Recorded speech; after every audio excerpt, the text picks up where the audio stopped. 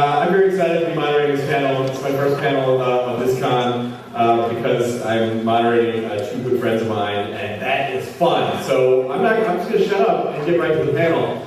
Ladies and gentlemen, please welcome to the stage Felicia Day and Sandeep.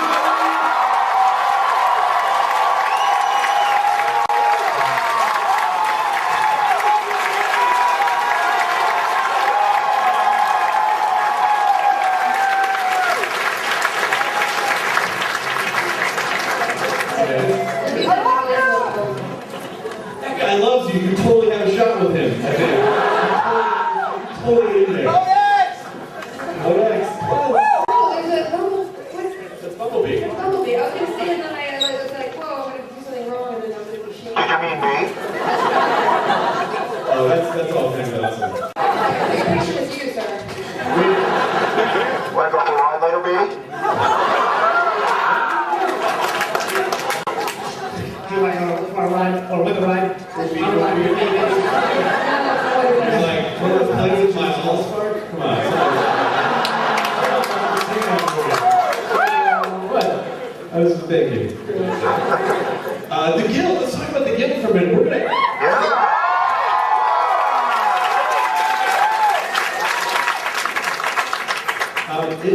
I mean, you've been on the podcast before. When you came on my podcast before, the most recent season had just started. Mm-hmm. We screened a couple episodes, and now the season is just ended. Just yesterday, it started streaming, so how many people saw it?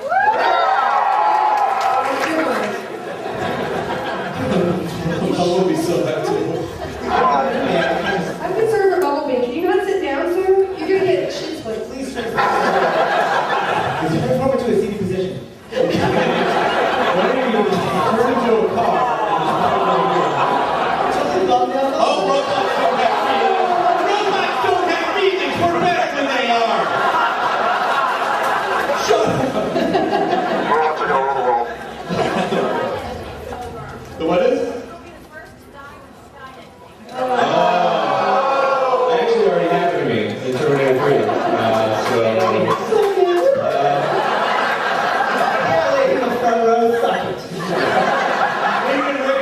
Engineer number 2 from Terminator 3.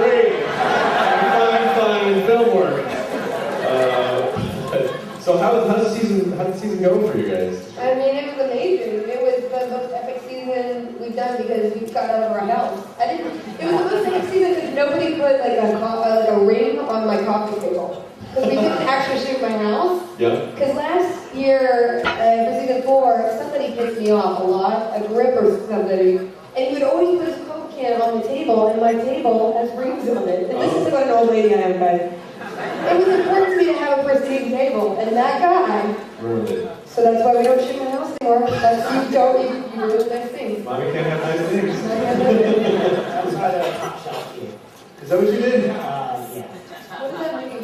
No, you guys know a top shot? I'm sure it's called. Why do you close into your street lingo? It's when you poop on the top part of this poop. The seat? No! Oh, you mean the tank? Why would that be a thing? Terminology. It's super fun. It is? Wait a second, that's dangerous. And I live on the edge. I'm sorry. Oh, my toilet. That doesn't even make sense. Why would It's a flaky thing to do. I didn't invent it. Boy, these people are going to laugh so hard when they see the feces I left on the wrong place. That's it. That's the whole joke. It's just putting poop somewhere else. I'm so confused by this. I see an arc for next season. Who top shelf Codex? Come on, guys. Somebody has to know what I'm doing. Wow. So, when I saw you guys last time, you had just come from Dragon Con. I was very tired. Do I look like really tired? No!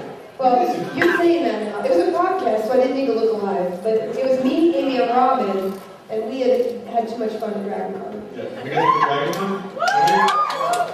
Wow.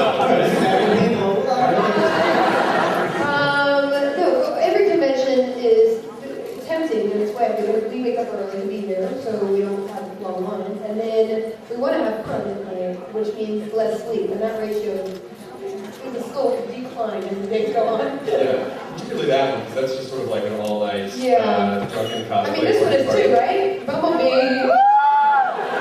We're out dancing. No?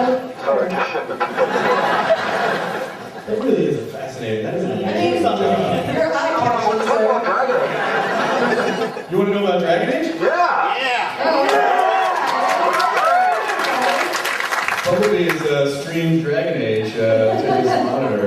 All right, I'm gonna stop it. Put it right there in this area. I came to the premiere of Dragon Age, and it was You fantastic. saw all 6 episodes at once. And they were great. You're not going to spoil anything, right? No, I'm sorry you died at the end, but other than that,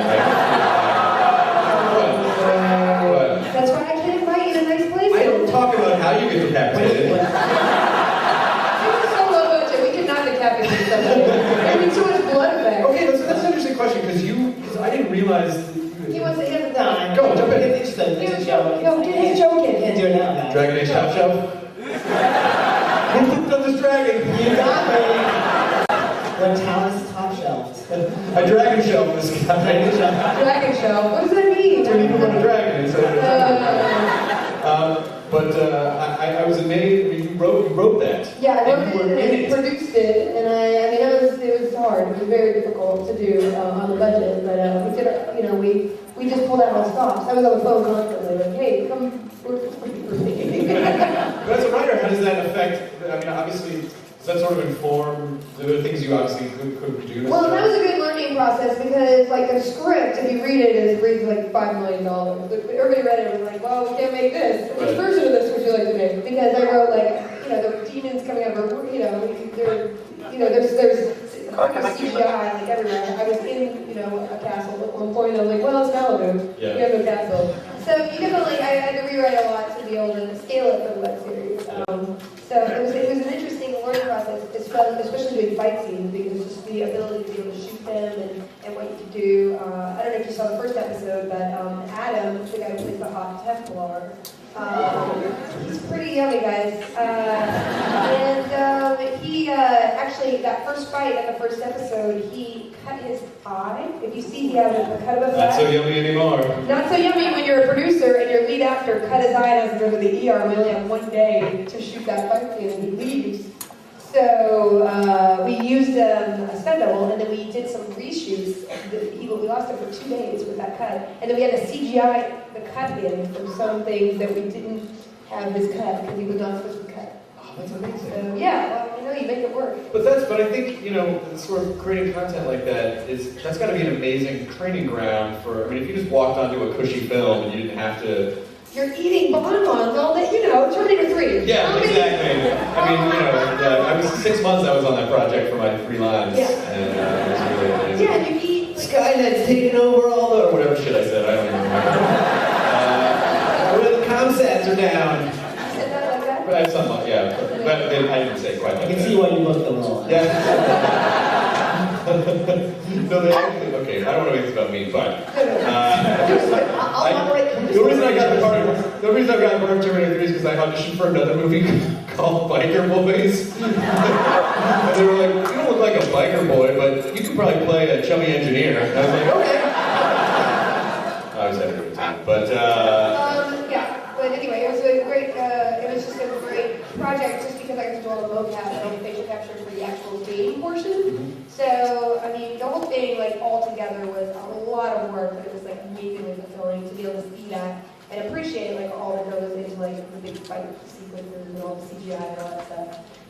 So, especially episodes 5 and 6, which will be in 5 weeks, because that's how it goes. We saved all the blood effects for those. so did you, whose idea was that originally? Did they approach you, or did you say I have this idea? They came to me just to work on something vaguely, hey, what's going on? We should work together. And I was like, let's do a web series, and we do something game-wise, that'd be cool. And then we saw that Dragon Age was coming out, and that was why we set it there, in that name. So it was really cool to be able to work and see the behind the scenes of making a video game, because especially with the voice acting, you record 10 minutes for every 1 minute that you experience as a player, because BioWare gives you so many options on dialogue, and there's a Dragon Age panel tomorrow, so I'll show up. Okay. Is it?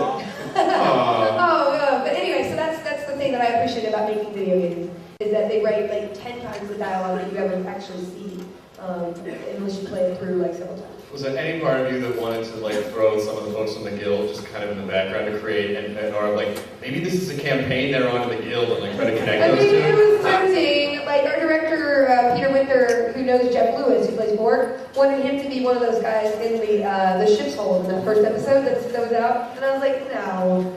I mean, he'd be funny, but no. Yeah, I don't want to be. How's it been for you this season so far? Well, not getting that Dragon Age role was kind of sad. The whole time about the Dragon Age role. No, I don't think you're going to be on that. What? No. No.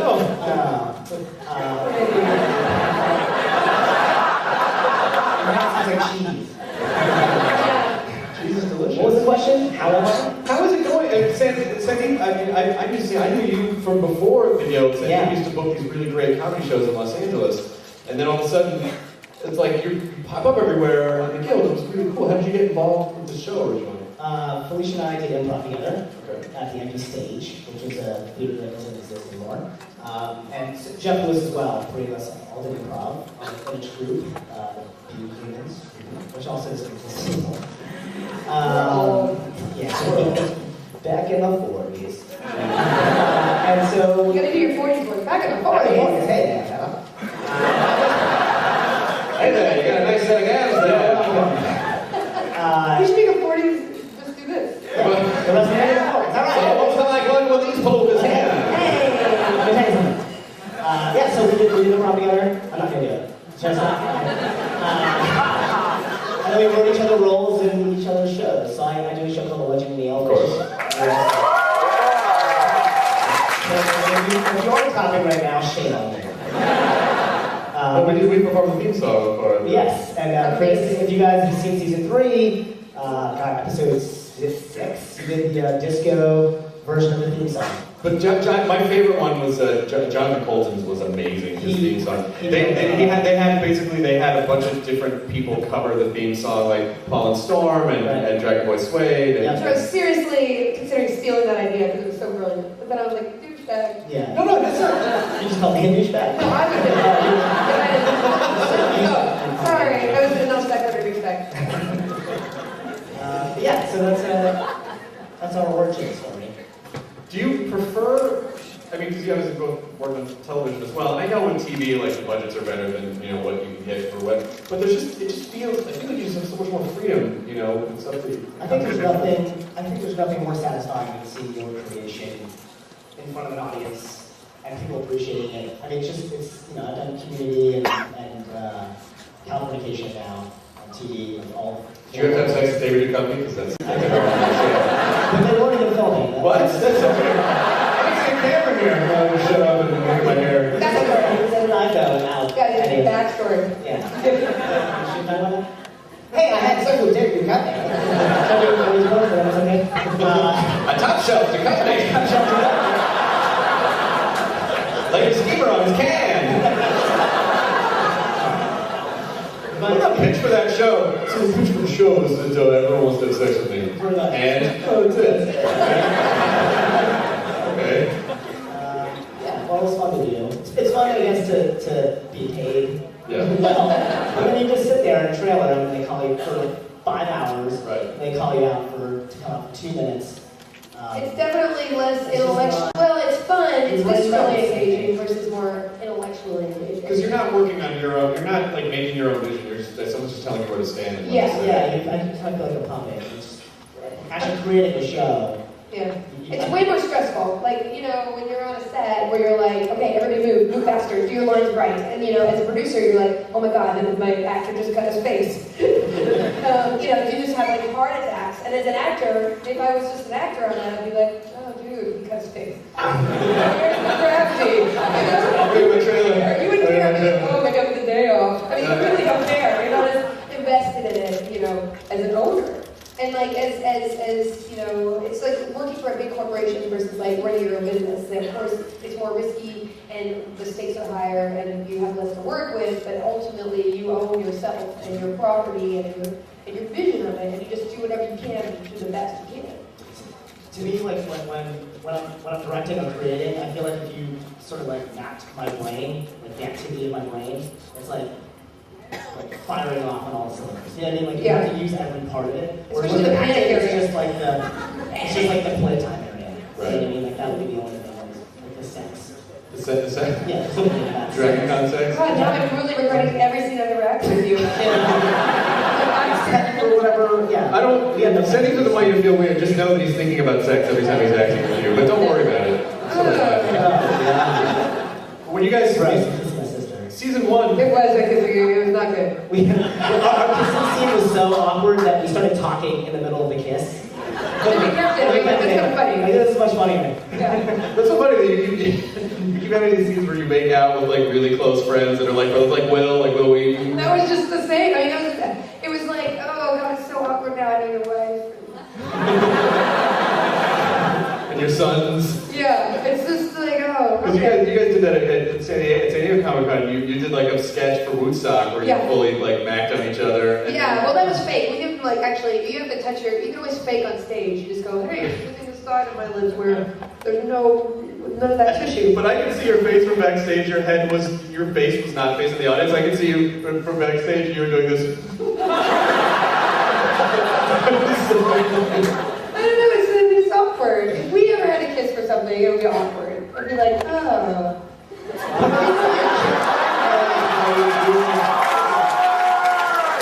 Why girls were saying that to me? I want to see it. I want to see it. Chris Harwood, Felicia, and Parikh do threesome.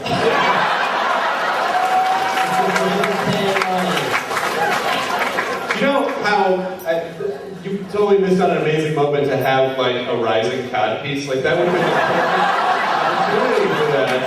Robotic. Oh! Wow! Transform into a dildo.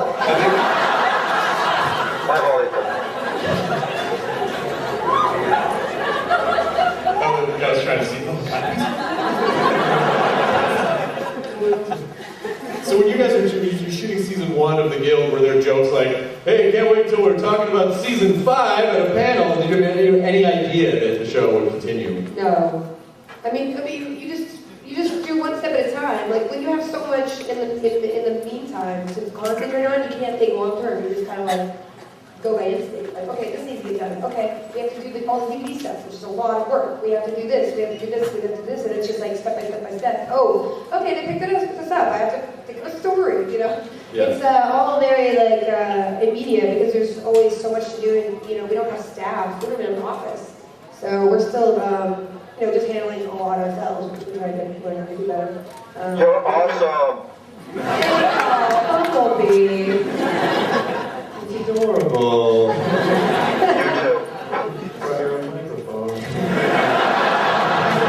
Every panel. He's like under the AV system. You can't deny him. He's like 6.5, 7 feet tall. It's happening. With a microphone. Yeah. But are you doing any panels here? I'm getting pity rides later. Oh, nice. It would be awesome if there was a Transformers panel with Michael Bay, and then you were just in the back like, bullshit! You want me money! He's got a horn to play. If it wasn't for the restraining order. Oh, that's awesome. So what's next for you guys? Do you feel, are we going to see another season of The Guild? Are you thinking about you do every, I mean, like, you do every, I can tell you from experience that I know that for The Guild particularly, it's like, I know it's a group effort, but you shoulder pretty much everything. That's a lot. Kim, my producer as well, does a lot of logistical stuff, especially, but yeah, it's a lot to do, and I'm trying to learn how to sort of delegate that, or just so I can have more time to make other things. It was a tough year just doing Dragon Age full-time, and then doing Eureka full-time, which was awesome, and then Guild full-time, and then everything else full-time. It was a very tough year. I definitely learned, the limits of what a lady can do. How long does it take to shoot a season of The Guild? The Guild is ongoing all year, so just because there's not episodes out doesn't mean we're not always, manning Twitter and interacting with everybody, and also, writing. Like, we wouldn't know if we got picked up for another couple months or something. And then if they do pick us up, I write a couple months. 2 to 3 months, and then we go into production, and then we shoot, in May, and then we edit in June and July, and then we do Comic-Con, and we do all the other conventions at the same time as editing, and then it keeps rolling out, we're editing as we go along, then we have to make the DVD, which requires a whole other, It's super easy. Do it in the morning for an hour, like a workout. No, so it's always all consuming. It's amazing. The show really is a cultural phenomenon with it. Especially so few things I think speak authentically to our group of people, and I think that's why it resonates so well. But just to see wow, Neil Gaiman wanted to do a guest appearance. That blew my mind. And he was good. Yeah, he was good. He did some rewrites, and I was like, please rewrite. And he is so funny. For a writer, usually writers are just comfortable on a screen. You can talk to them. Yeah, he totally rolled every. We improvised and I threw some random stuff at him and he completely rolled with it, every time. So I was like, and we had him for 2 hours. Stage and he right. I was in awe. I was sitting in front of Neil Gaiman. Yeah, and he was killing it. It was so fun. How much improv is there on the show? Not a lot. I'd say we always give you your script because the script is often great. And then when we have time on set, we get to play a little bit. And then some of those lines they do and some don't. So probably, I don't know. I would definitely say Sandeep definitely adds in, the most improv. Because he's always coming up with something off the cuff that's fun. I can't memorize lines. Right there, that was an example of something you would do on the show, right? Yeah, that was written. Oh, shit. You're more serious, Are there some things that didn't make it in this season that you were like, oh, I really wanted to put this in, but it just didn't work with There's a line he wouldn't say that I still am like, why? I forgot. That wasn't on purpose. You were like, this is not, okay, so when Zabu, in episode 2, where Zabu's looking at the program, and he's like, oh my gosh, look at all the stuff we can do. And the line that I wrote was, it's like gifted, it's like gifted school weekends gone wild. And he was like, this isn't funny. And I was like, what's modern? It wasn't funny. It was just it was even longer than that. It was longer. I found a way to shorten it. Because I went to gifted school on weekends, and that's why I wanted to put it in. Nobody else got it. And did you guys go wild at gifted school? No, I was sent to the newspaper. It wasn't a good line. See, nobody did it. Yeah, I agree. No, but there's always, I just don't remember what I did. So whenever I see the final product, it's very rare that I'm like, oh, I wish we did that take, because when you're in the moment doing the improv, it's just so, it just comes in and it comes out and it's just out of your brain. It's so ethereal. You know what I mean? Yeah. When you're on stage, it's hard to remember the show afterwards. It's just like a vessel for Zabu, and you don't even know he's gonna pop up. We talk to him now. Have you been at any sort of function or event where someone came up to you and they're like, I really love the Guild, and you're like, holy crap, I can't believe that so-and-so watches our show. Wait, what? Yeah, like people that just like... I was at the Streamy Awards, and Phil Lamar from Matt TV, I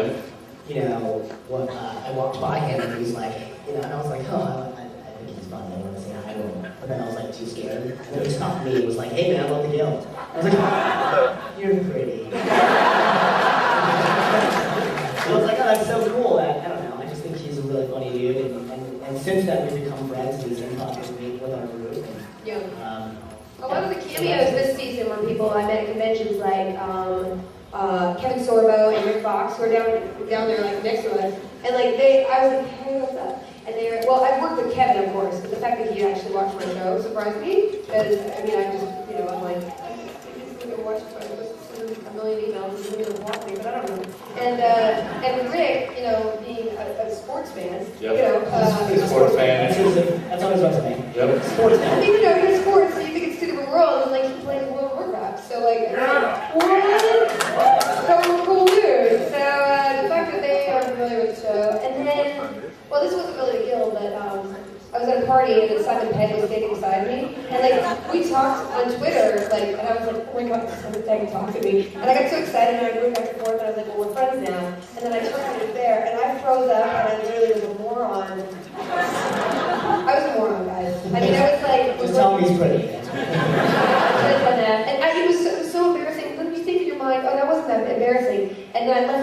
goodbye, and then he tweeted me later. He's like, so you left without saying goodbye because you were embarrassed, right? And I was like, he found me. True story. That's adorable. It was not adorable, it was mortifying. I'm having hot splashes because I think I want to open the floor up to questions so we make sure, because I feel like a lot of times in these panels they only give you like 10 minutes to ask questions. There's not enough time. So if you have questions, you can certainly line up. I'll come to Bumblebee and speak. I got you. Is this vintage? Yeah, this is vintage. I got my Casio calculator watch. It's from 1985. This was a bad design though, because it looks cool because it's all flush, but you need like either tiny meerkat hands to poke the thing or the stylus. It holds like 10 phone numbers. Really? Oh You yeah. can't get in there, you need to get a stylus out. I know. Hey ladies, what's your number? No, I can't do that to a lady. I don't know how to handle girls. They all say I'm awkward to make out with.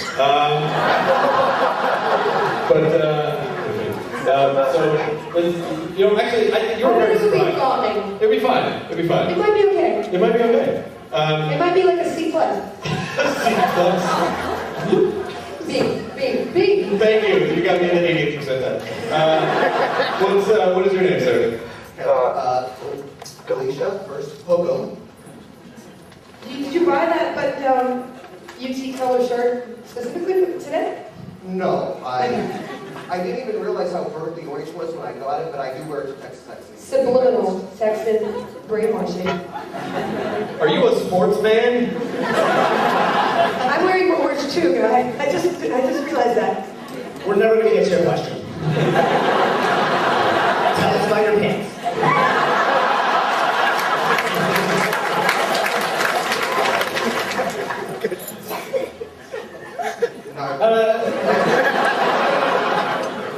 This is for all three of you. I mean, Felicia, you've been in a lot of things, and Chris and Sandeep have as well.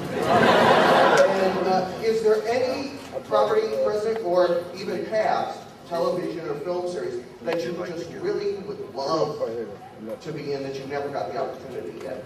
I mean, you can list a lot of those. People are always like, why aren't you on this show? I'm like, they didn't ask me. They never asked me. There are certain shows that I would really love to be on. Well, Game of Thrones, but I'm not British, so that would never happen. I'd be an extra. I'd be like, I have a course and I'll bring it. You didn't even have to pay for the wardrobe. No, for free. I would love to be on, like, Fringe. I would love to be on Fringe. I think they're doing an amazing job, like, with the whole alternate universe thing, and that's cool. And then I, of course, love to be on, I love half-hour sitcom. I've done a lot of it that people have not really watched, but they were weird shows. But I'd love to be on Big Bang, but I mean, I can't force anything to happen, but I would love to do that. I'd really love to be on According to Jim, and I just listed like some weirdest. Oh, I want to be a real housewife or something. I'm going to change my name spelling with a K, Chris, so I can be a Kardashian, because they seem awesome. Awesome. I want to be on Lakers. I want to be on Sportsman. You want to be on I'd like to be on Project Runway as a judge. a judge? I wouldn't be that high, but I would love that. And I dress like this, and they'd look at me like, Nina would be like, Hey, you know something? You just need to make it work, Felicia. I'm Tim Gunn. I'm Steve Martin's gay cousin. Doesn't it like Steve Martin's gay cousin? I love Tim Gunn so much. He's the best. I'm going to be a friend. Next good question. I'd love to be on Walking Dead, to answer your question. He got to be on because they made him, he was on the prequel, the prequel shorts, I think. They made him up like a zombie, but they're just like, let's just dead Scott Ian. Like, he can't not look like Scott Ian. But you have a Walking Dead, let's put your show. Oh, we don't have to, yes, I'm doing an after show for Walking Dead. He's doing an after show that's going to be on after Walking Dead On next AMC. season. Yeah, So that's what it's going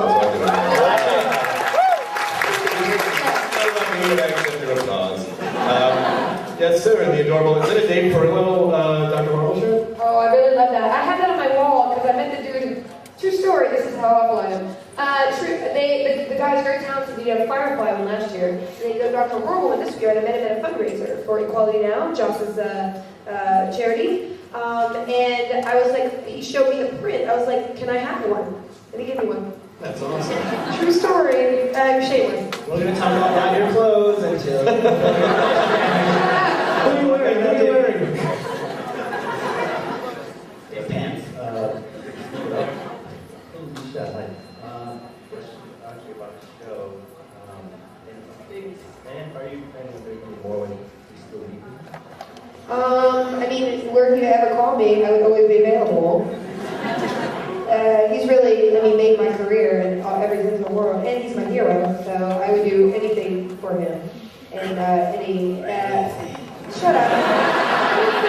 Go to the earth. Why just make something really nice, really, I do it. Dirty, and maybe he wants you to kill someone for him. I mean, I do have dagger training. I have dagger training, I don't know I know the plans were on it. They're very excited about maybe doing a follow-up. He even announced something at Comic-Con. I assume that the Avengers, having done about 120 effect shots for Dragon Age, he probably has 5 million to 20 effect shots for that movie he's doing, that little one. Yeah, the little Avengers. So I assume he's probably busy, and I'm sure that it's on their radar for something to do. I can't speak for them, it's not my project. You should just announce it anyway, just see if it happens. I- Guys, we're doing more Dr. Horrible, 50 episodes. For a time there, for a year and a half after, every blog would be, I would say anything innocuous in a panel. I'm sure they attended, they'd be like, Felicia Day, announcer Dr. Horrible. To the point where I was like, well, just don't. I would literally preface any question about Dr. Horrible, please don't blog this. And here's the answer to your question. Well, the Avengers 2 crossover with Dr. Horrible. That's really A musical Avengers? That would be incredible. Don't blog that. Alright, yes, sir. My name's Ian. Felicia, you're amazing. Thank you, Ian. I am really interested in seeing more cross-medium entertainment like what you're doing with Dragon Age. Do you Thank you. see yourself doing more of that in the future? Or does anyone in the panel see themselves being involved in maybe a Star Wars crossover in that manner? Or any of the other... That's a good idea. We are all writing and starring in the next 3 Star Wars films. But I probably shouldn't say that. Yeah. I think it's very cool to, that's why I did the Dragon Age. I knew it was going to be really tough to do, but just the idea that a company like BioWare would be open to doing a project like that, where you really cross mediums in a way. People use this word transmedia a lot, and it's kind of a douchey word. Because it's used by people who don't really organically think about it from a creator point of view, so it was overused. And now I think there are some projects that are truly crossing over mediums in a way, for instance, the Dragon Age thing, you don't have to watch the web series to play the DLC, and vice versa, and to understand, because they're made to be standalone, but then the character is consistent, and you learn more about the character. And I think in this world where everything's one click, a video is the same as a blog entry, because you're going to spend maybe the same time reading it as a piece of video. So basically it's how we spend our time on one medium that counts, and because of that kind of evolution, I think there's going to be more of that, people taking characters or storylines and just kind of crossing them over in a really organic way. It does take a lot of coordination. I started writing Dragon Age last June, and they started the DLC, they had the intention of doing it after Dragon Age 2 came out in March. So it was kind of hard to coordinate everything, and I think we did a really good job given the immensity of the tasks. But it does require a lot more personnel to sort of manage properly, but I think people are definitely going to be doing more of that stuff in the future. I think it's important, and I think besides just cross-platform, which sounds very linear to me, it's almost the sort of 3-dimensional ecosystem that you create with with content that complements each other a little bit for television and for web and for podcast and blog or whatever. So Yeah. I'm fascinated by watching all of this sort of blossom. The entertainment industry doesn't really know how to wrap their brains around it yet. No, but it's just, you got to think about the viewer, what do they want? And for Dragon Age, we're doing a little podcast. The composer piece does a blog and puts his music up, so you see why he's in a theme here. And we have Greg Aronowitz, our production designer, who's doing talking about the makeup. So like if you wanted to experience the behind the scenes of it, we're definitely offering, a full dimension of storytelling, which is either cool or you can just watch the video or play the game. So, But I think why it's successful for your projects, it's not just thinking about the hero ones, you think about what you want, what you would want if this is a show that you would want. It really helps that you're in the demographic of your work. Yeah, I think So it's not the we all are. I mean, you do the same thing. With everything we do, we try to just think like, hey, but I'd like, is that going to be really cool? Yeah. Like, basically. Yeah. Hopefully. What is your other question? I have a question. And first of all, I love you guys. You're all awesome. But more to the point. But But you're wrong more to the point. But it's no, I'm kidding. But it's awesome. Was putting Sandeep in the fairy costume this season total payback for Legend of Neil? I mean, he looks pretty in crushed orange velvet. What can I say? He's a pretty man. Thank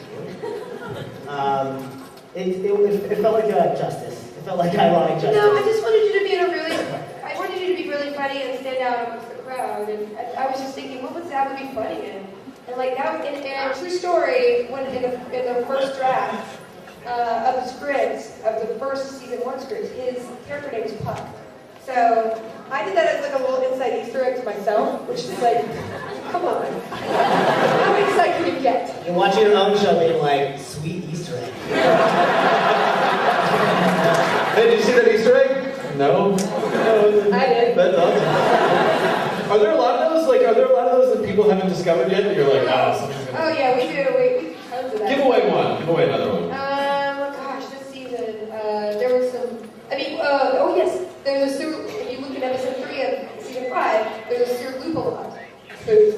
And Sir Loop-a-Lot was a funny thing that I came up with in season 3, episode 10. That it's the game that Zach was playing before they go and take on the rival guild. It's like a kiddie game that I'm playing. I'm obsessed with it because I'm super sad. Yeah. So basically, that's the game, and nobody online has caught this yet. But it's a Sir Loop-a-Lot booth, and we designed the Sir Loop-a-Lot logo. There's a hat, right? Yeah, there's 2 hats.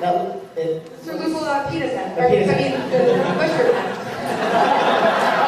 So that's another. It's an Easter egg that's so inside. I don't think anybody on the internet got it except maybe Felicia. Next question. To Corson. I just updated my avatar with this like 2-3 years ago, and I wanted to say hey, and where did you get the inspiration for the Codex costumes? Because I know a lot of people in here are probably as obsessed with as I am, so. Wow, I can't even remember. Oh, we. Well, I was her first model. So pretty. It was based on the character design of the original characters that my friend, who was a friend of my brother's, who I never really met in person ever, Eric McKinney, he was a friend of my brother's who did art, and I was like, hey, do you know any art people? And he's like, yeah. And I was like, can you make some cartoon characters based on these, the descriptions of these characters in the script? And as we cast people, we were finding a little bit more to look like the actors, but he basically invented those costumes. And fun fact, if you buy the Clara comic, that just came out 2 weeks ago, he did a splash page where he updated all those characters in the back. So it's a little more refined.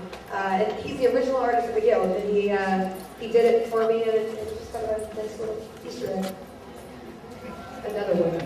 Another Easter egg. It's all inside. What's your name, sir? Hi, I'm Peyton. Hi. I was going to say Chris, which I'm Sandeep. You're pretty. I just want to grab onto your mutton chops and kiss your face. DNA. This is DNA. Yes. Okay, I get where you're coming from now. I see where you're coming from. I get it. Oh, adorable. So, Felicia, the guild is going across many different things. On the website, Go for Kristen. CDs, t-shirts, posters, Comments? Joe Soda. and Punching games. Really? Yep. Yeah. We're doing a Munchkin booster pack.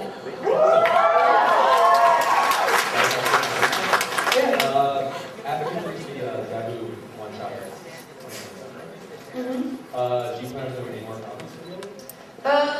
I I would love to. There may be something. It's kind of hard for me because if you know the continuity of the comic through the 8 episodes issues of the comic is continuous into the first episode of the first season of the web series. So like the whole complete story is kind of told from issue 1 of the comic to now. So like I have to figure out the timeline that I can, like I said about the transmedia thing, it's very hard to plan when you're working with so many different people. So for me to do a comic and then somehow make the timeline fit for the web series, which has a very shorter lead time for production, but then comics take a while to do. So it would have to be like ninja planning skills in order to be able to fit an arc in and be able to not stomp on the story of the web series. So as soon as I figure that out, after I play Skyrim, we're on. You guys want a sneak peek at the Zabu comic? Yeah. There it is! Listen, First 6 pages. I'm glad that's what you're doing, because it's just like over on your phone, like, is he on Twitter? What's he doing? You're on a panel. He's like lost him, so. I'm just hanging on a panel. I'm gonna talk now. Because we wrote the comic together. And I'd never written a comic before, and it was an awesome experience. And then we have Becky Clunan who's doing the artwork, and we just got the email with like the first 4 pages, and they are so freaking badass. She's killing it, and I'm super proud of it. So buy it. You did an art issue. It's really cool because I didn't know comics before I started, but this would be my 8th issue that I've done. And, you know, I'm always like, okay, we have no space. And then Sandeep has this crazy imagination. So it was, I think there's some things in this comic that you don't normally see in comics because he came at it from a non-comic point of view, more of a gaming point of view. So we have some really cool things. I will just say this, it's sort of like an like you can play the comic in an interesting way. So I'm excited for you guys to check it out. So you're going to start a new print called Top Shelf Comics. Yes. That'll be Me and Chris. Let's do this. Thank you. Thanks, man. What's your name, sir? I'm Jim. Hi, Jim. Felicia, first I want to say I admire you a lot because I studied screenwriting and I went to school for it, so I kind of know the joy and sorrow of trying to get a story on the page. I mean, sometimes you just maybe love it, and other times you kind of want to throw it up the door. But one of the things I noticed over the course of the Guild, of course, any great story would have characters that grow and change. One of the biggest changes that I've loved in the Guild is Zabu, who went from being a very lovesick character to, in the latest season, spoiler alert, guys, but you know, he basically said, I'm your friend and I want to be your friend, and he grew to that level. When you're working out character arcs, how do you, like, what kind of inspiration do you pull from that? What are you thinking, like, when you were going for Zabu and how Codex grows and stuff like that? You know, I always want to make my characters interesting. In web series, unlike television series, I feel like you need to have that kind of movement. So it's more like movie sequels versus TV, where you kind of keep your characters the same and you put them in different scenarios. You know, we don't have really the budget to build sets or anything, so it is all dependent on what happens to the character to carry that story through. To me, you know, it's more about the characters, which, you know, given the great actors that I have to work with, it's so much fun to write for. And, you know, I guess, you know, every season I just treat as an entity, and then I build up where that left off. And for the last season, you know, for Zabu and Codex, I think I wanted to resolve something, or at least seemingly resolve something between them, because that's the opposite of probably what Hollywood would do. Because to me, the web series is a place where you can tell something that probably wouldn't happen in an actual TV show. Like, let's do something different. So, and I think the idea that the growth of these characters has happened, I think the most important arc has been, in the season 1, we didn't have friends. We didn't know each other in real life.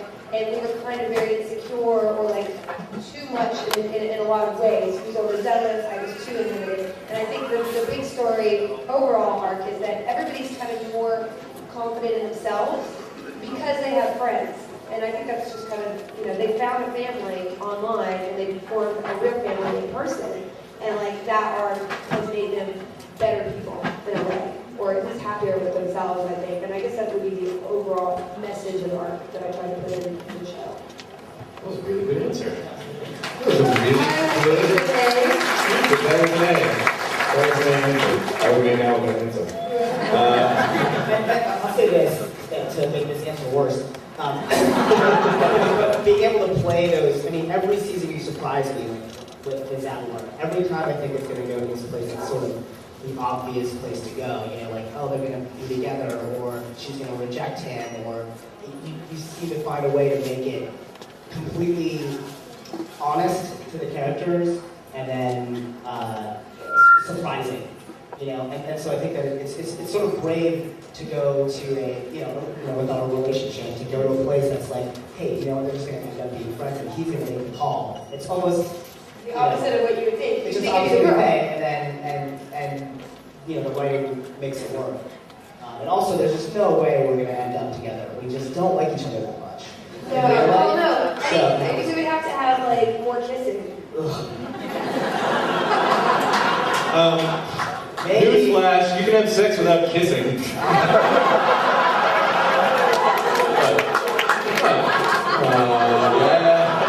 C plus kisser. Plus sex. The kissing is awkward, but the sex is okay for some weird reason. It's not weird. What's your name? Christine. Hi. I appreciate all your guys' work, and I'm so excited you guys came here to New York, and Felicia and I have to your inspiration, most game and nerdy girls, we love you. Oh my God, World of Warcraft and the series came out. I'm so excited about the deal. Also, I have a young question. Are you guys going to do more, or the Mario and Luigi series? That's awesome. I would love to see that. Spoiler alert. I mean, there's never, I can never just say, like, no, we'll never do it again. But for right now, we concluded this series in a way that I'm really, really happy about.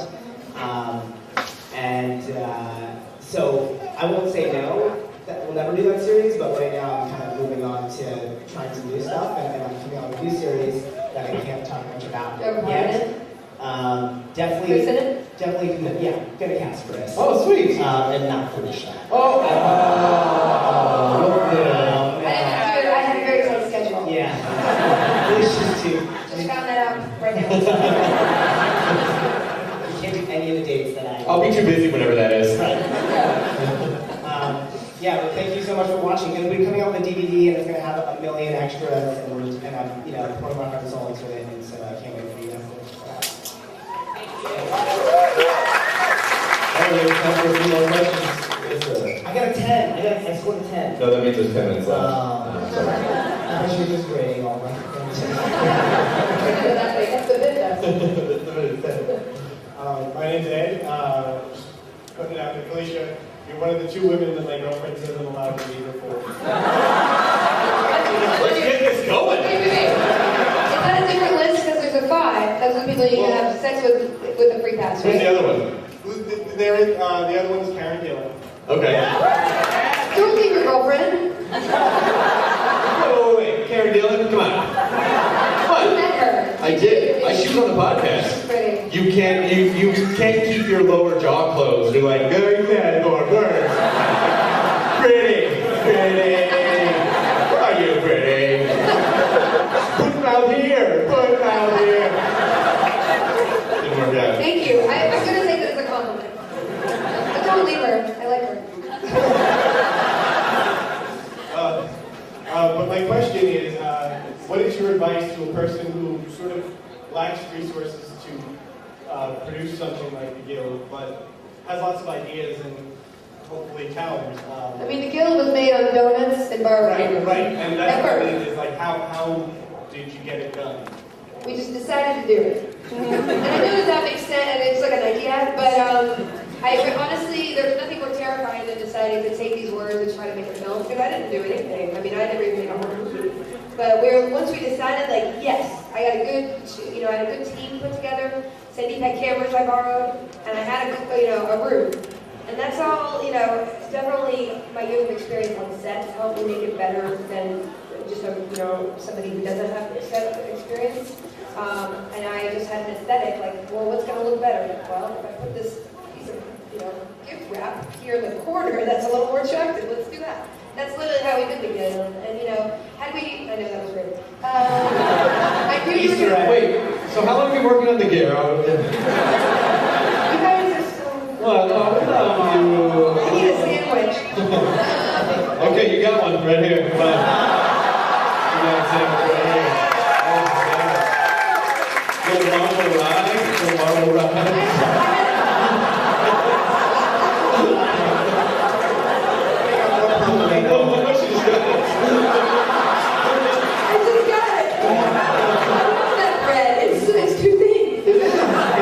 The other white meat. The really, really pale white meat. No, but a beautiful pale, translucent. I think there's no, just sort of like from serious, I think there's no excuse anymore to not make stuff. I mean, technology has made things to where you can't, if you have an idea, it's like Felicia said, when you just decide, once you decide to do something and you kind of start going down that path, I feel like answers will begin to reveal themselves to you that you wouldn't have, you can't overthink it. Like if you have an idea, you just have to freaking do it, you know? And you're really good. So I was just going to say that the premise of your question, like I lack resources, you don't. You get it. You change your mentality. Yeah, you don't lack resources. Once you set that goal and you start following your vision, you will find that there are people out there and that there's equipment out there, there's stuff out there to help you make it happen. Collaborate. There's probably a guy who wants to shoot stuff but doesn't have the idea to write stuff. You find that guy. But also your true motivation will be revealed. Because when you upload a web series, more people might watch it. And that's what you have to embrace, the idea that nobody, a small number of people. And if your idea is that I'm going to just impress everybody, you're probably doing it for the wrong reasons. Like for the Guild, we did a whole year of acting and producing on either, things I saved or for free. He didn't get paid for a year. And we started season 2 on our own money, me and Kim Evie, my producer. We were going to make it without a deal because I couldn't find a deal I wanted. And we would have made a whole other season 2 just paying for my commercial residuals, basically. So, my motivation was always to make something, and if it was only 5,000 people who watch, I was still going to make it. So if you're making something for the love of it, you'll keep going and keep going and keep getting better. And then maybe one day millions of people will watch it. But you're doing something that you love, and I think that that's so much more important than looking to outside people for self validation. We had Brian Cranston on the podcast, and I asked him what was your plan B going to be if you weren't going to be acting? He's like, well, there wasn't one. I knew if I had to live in a crappy apartment with 5 other people, I was just going to act. That's what I was going to do. There was no other option. So, thank you. Sure. Yes, sir. Well, that'd be like a 5 on that one. We got a 5 on that answer.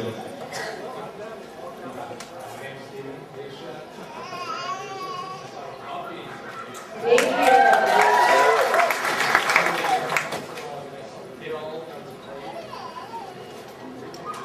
Thank you. Eureka seasoning, Eureka seasoning. It's delicious. Filming is over, but you will see me next season.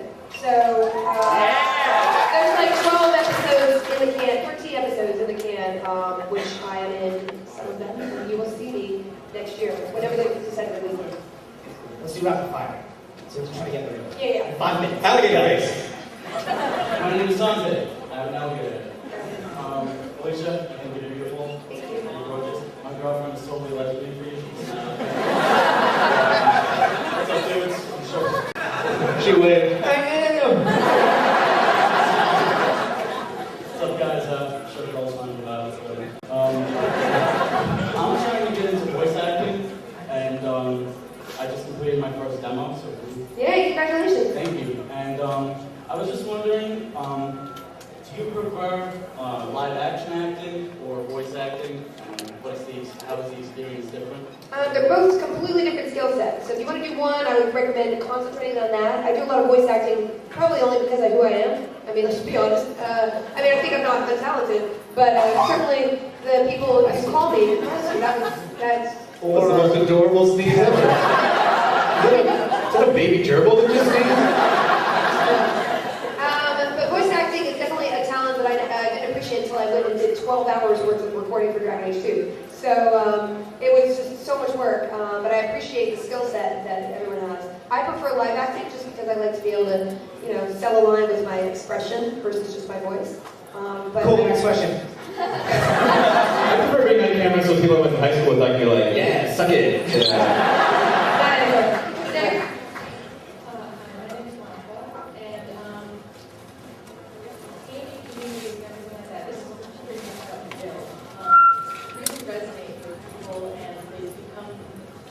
more to people than just people who play video games.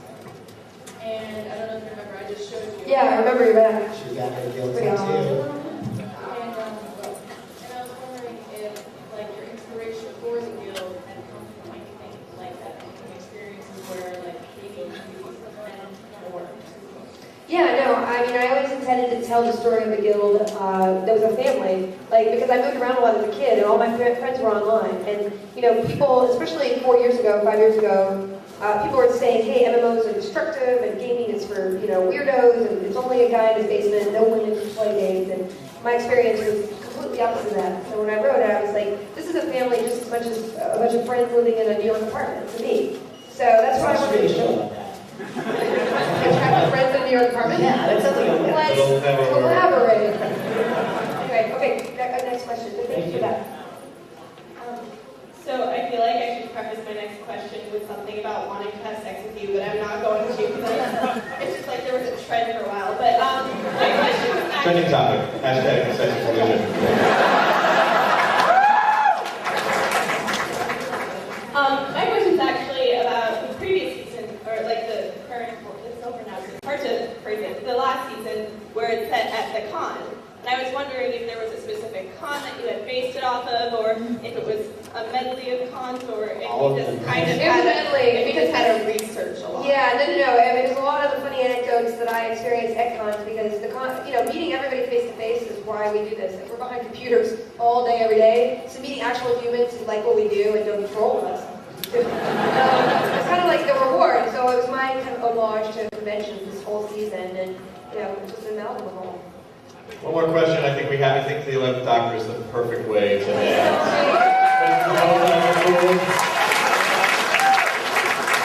My name is Robert. Felicia. Love you. My question is... He sleeplocks your air kit. C-blocks. That's funny. C-blocks. And we just found out the Doctor's name is actually Robert. So you gave it away. You spoiled it. So my question is, for Felicia, when you started the guild, did you sort of have like an end game in sight? Do you think you would just keep going until there was nothing left to see with the characters? I mean, not that I want the show to end. I don't. But yeah. Why do you hate our show? Well, Robert says it's over. I guess we're done.